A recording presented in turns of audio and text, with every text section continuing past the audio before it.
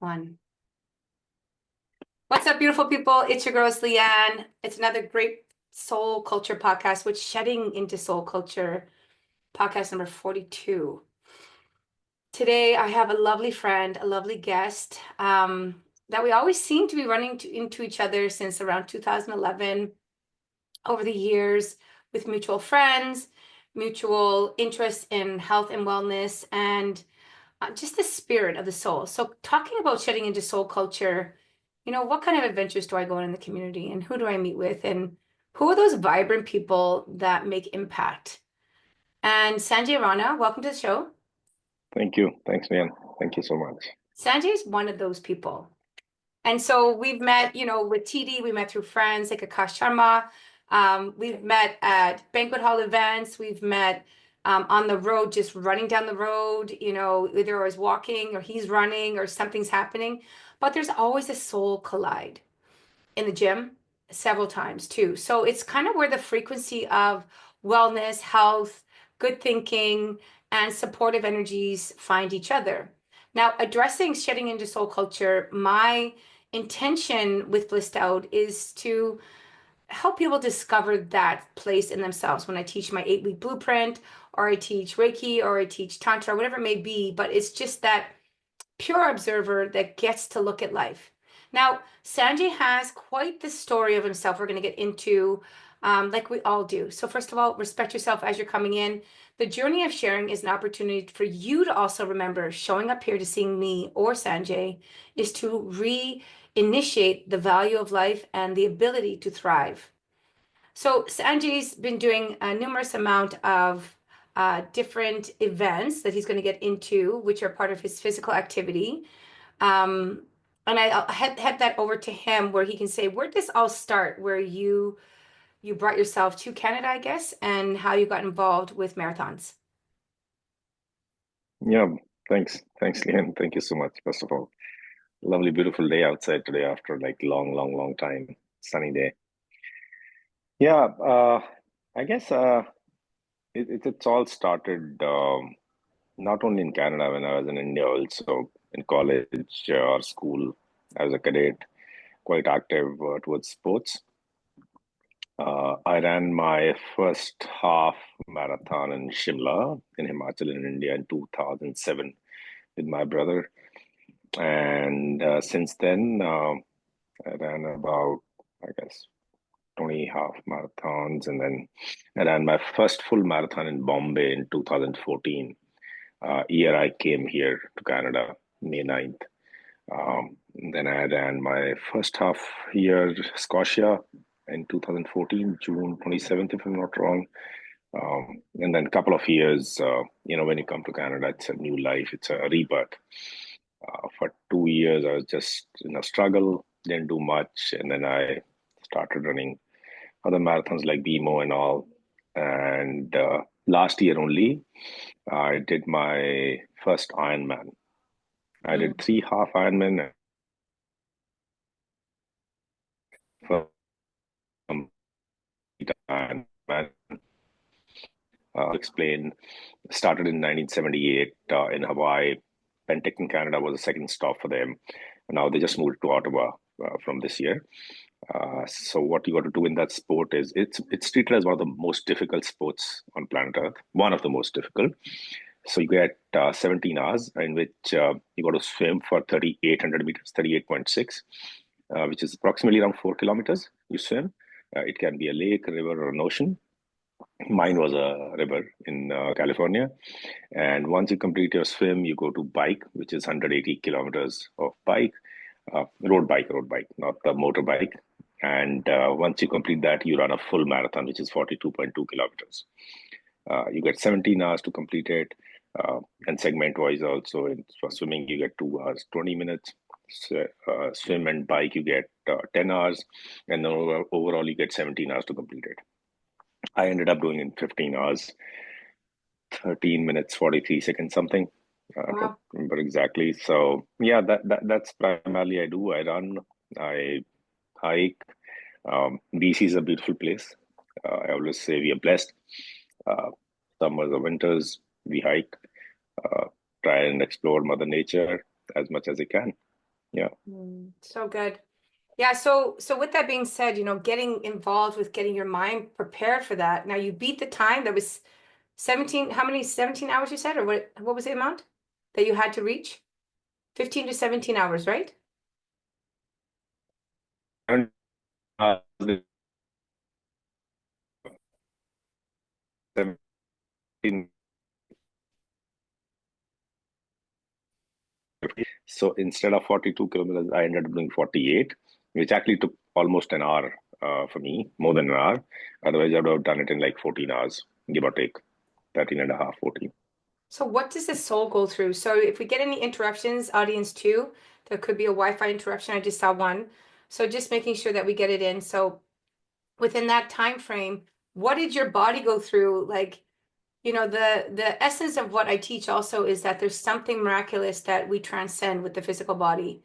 How your spirit helps you through everything. Like maybe you can talk a little bit about, how you experienced yourself get through that for the first time. Yeah. So the place where my parents live, I'll start with that. My parents are very religious. I'm not, to be honest. My brother is, my wife is. Mm. Somehow I am not. Uh, Nothing good or bad, but I always say I'm a Hindu by birth to somebody who's a religion, belong to a Sikh religion. Uh, uh, how, what I believe in is if I can make somebody run or hike, right, which is towards their physical health, that's a work of, I'll say, religion or a humanitarian work. What do I think? What does my soul daughter think about while running those 13 hours or 15 hours, or even a marathon? Or even when I run generally 3 days a week, max for or a swim or a bike. Whenever you do an exercise for the matter, or those 13 hours I'll talk about. Uh, been running from last, or let's say 15 years, maybe 20. If you ask me what I was thinking in those long runs, whether it is 1 or 2 hours, uh, nothing. I don't remember anything. And that's the magical part of soul. I guess all of us in this today's DNA are so busy in day-to-day hustle, whether it is social media, whether it's family, work, try and put bread on the table. Somebody's trying to do more. Everybody's busy. Minds are busy. But when you're running or doing anything which is soulful, for the matter, when you do meditation, uh, I think only and only magical moment is that your mind is blank. That's what I believe in. That's what I Mm. feel. That mind is blank. It's stress free. You know, it, Mm. it takes off your stress. So to me, it is, I guess, that's meditation when I run. My mind is free. I'm not thinking of anything, like literally nothing, a blank mind. So that's my meditation. That's what my soul or my mind is all about when I'm running. That's beautiful. Yeah, that was one of the biggest teachings I had when Master Osho came to life. He's like, if you want to understand meditation, it's 24 hours a day. And Yeah, so, like, you look at, running, you become running versus the yeah, runner. But, yeah. is there a time and space like where effort's involved? I think you already passed the comfort zone and you've been training for so long to inspire somebody that would want to think of running like a meditation. What would you say? Uh, uh, I was sitting with my dad a couple of weeks back, um, and prior to that, I was sitting with one of my friend who quit smoking 15 years back. So my dad's quit smoking about 15, not 15, 19 years back when my brother's 18 years, I guess. Yeah, my brother's son was born the day my dad quit smoking. I was sitting with him. We were talking about smoking and the other friend which I've been talking about. I guess a lesson which we were talking how they quit. And same goes for how you start running or how you start a journey. It's always one step at a time. When you have to quit something, you just have to quit it for that very one day. You don't have to think, oh, I'll quit it for life. No, don't do that. You won't be able to do it. Just think about that very one day, pass that day, and next day think, I'll have to quit for this day also. Just go one day at a time, right? You'll be able to make a huge change. You cannot change anything just by, thinking today and change it for a year. You got to go one day at a time. At the same time, in Japan, they say you develop a habit in 21 days. If you do anything for 21 days, you can develop that habit.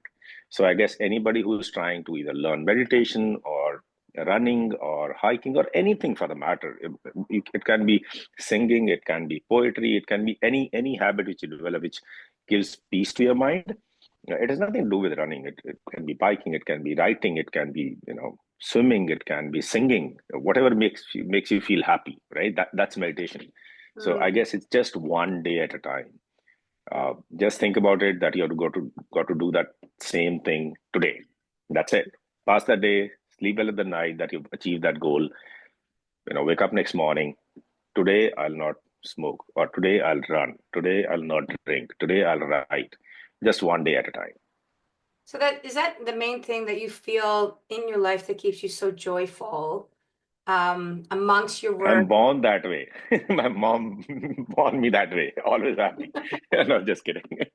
I Yeah. love the answer. Actually, my dad would always say the same thing to me, like I was made for this, I was born for this. And, Yeah, you honestly. know, yeah. Yeah. And, it's interesting though, like what I've learned over the years, just to reflect, let's talk about the ability to be at the frequency that we're at, and maybe colliding with other people that feel inspired by us, but that, where we kind of find the positive and the negatives there too, like how that challenges us. Like, was anybody challenging you through, like, oh, you're gonna make it or not? Like, did you get any negative feedback on your journey? Always, always, always.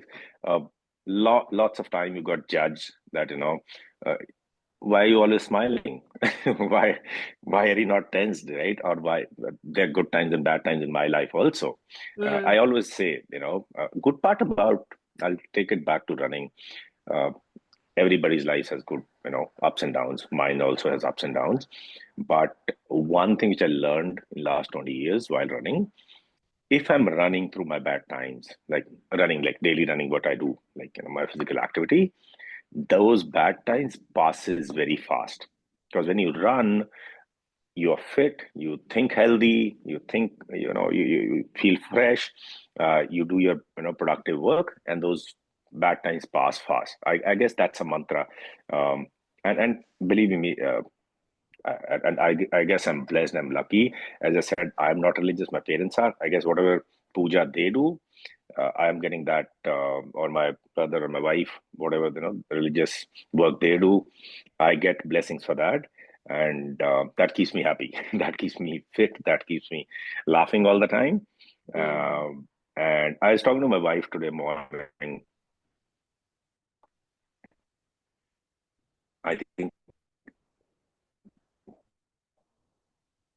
uh, there's only one person I remember when I was a kid. We had a little fight. I was in grade seven, I guess. Otherwise, not even a single person whom I know. Uh, and I know so many people back in India here, uh, whom I had even a slightest of, I'll say, uh, argument. It's always with a smile. There is this beautiful share by Gulzar. I don't know whether you'll understand or not. He says,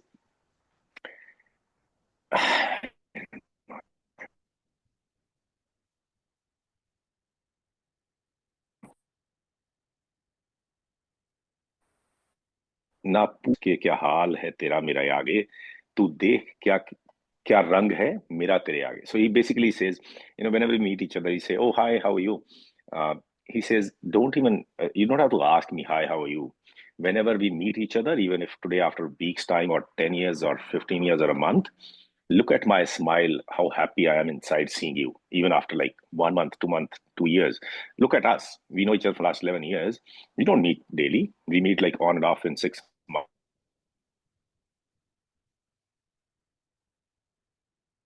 The right?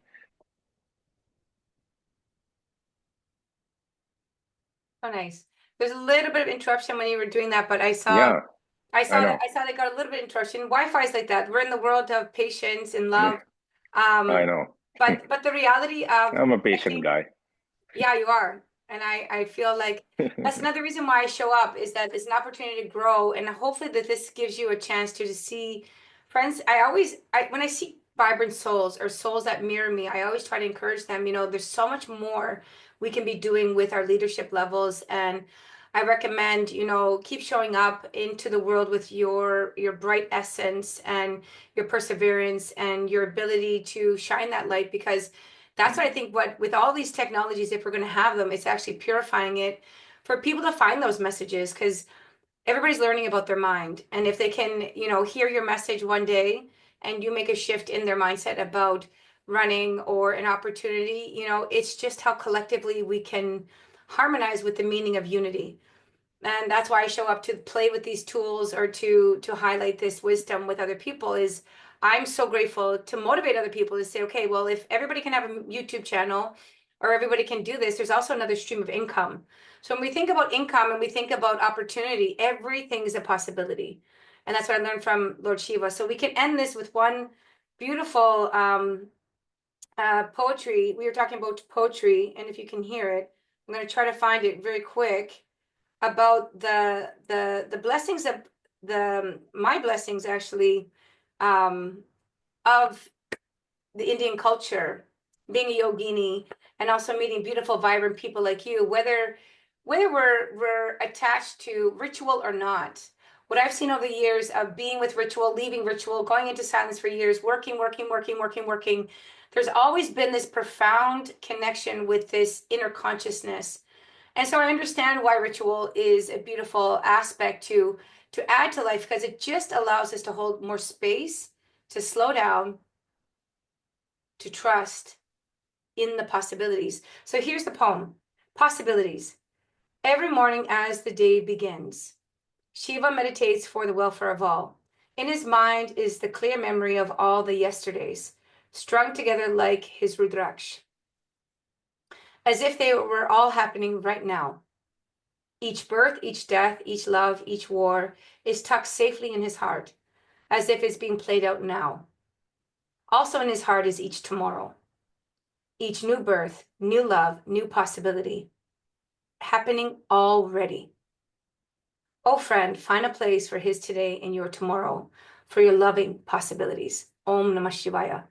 So when I look at this opportunity to connect to culture or people, whether they have faith or they don't, right? There's only an understanding that that ultimate energy, which is formless, which takes its form like we take a form in time and space to learn, to experiment, to challenge a possibility, is I honor the possibility of what you've already attained, and I encourage more possibilities when I meet beautiful, vibrant souls like yourself, thriving in the community, serving your family, and shining bright as you can. Thank you. Very welcome. So anything that you want to add to this for people that reach your message about running, and even that you're at TD Bank, where is it, in Newton location? Yeah. I think I'll keep it aside from work. As you said, you do it just that you can maybe motivate one person, to be honest. I learned from maybe 100 different people, uh, different aspects from different people I learned. And I guess a beautiful platform you built here, even if you'll be able to motivate one person, I guess job is done.